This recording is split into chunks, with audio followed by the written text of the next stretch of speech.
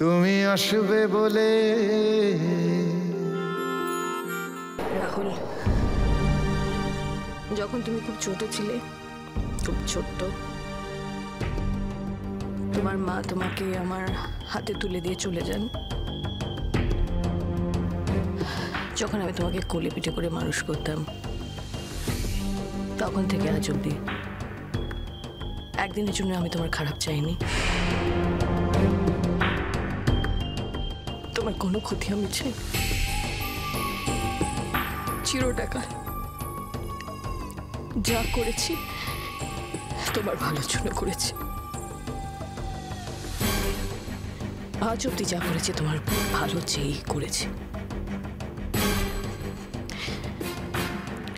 দৃপ্ত অ্যাক্সিডেন্টের ঘটনাটা কিভাবে ঘটেছিল, তুমি তখন গাড়ি চালাচ্ছিলে, এই সত্যিটা আমি জানতাম।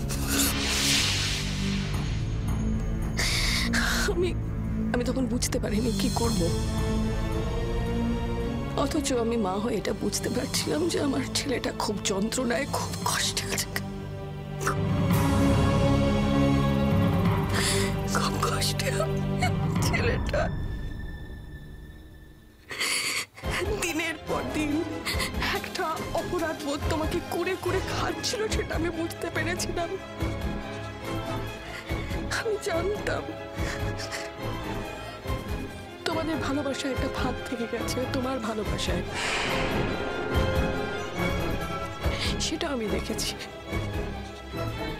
কিন্তু কি করতে হবে আমি বুঝতে পারিনি।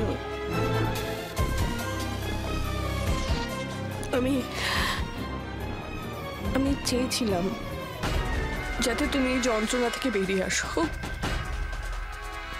যাতে আমার ছেলেটা আর কষ্ট না পাক, সেটাই আমি চেয়েছিলাম।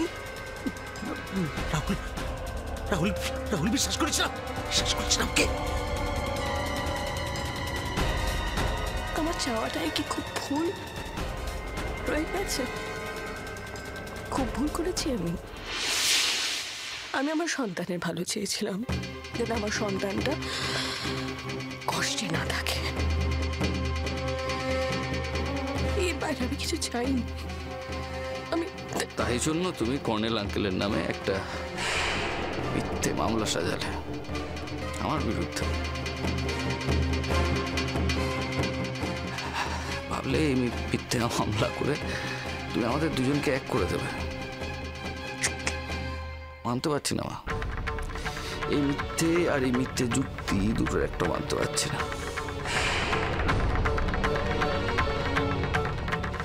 মা। বেসিক্যালি তুমি আমাকে আর নন্দিনীকে কোনোদিন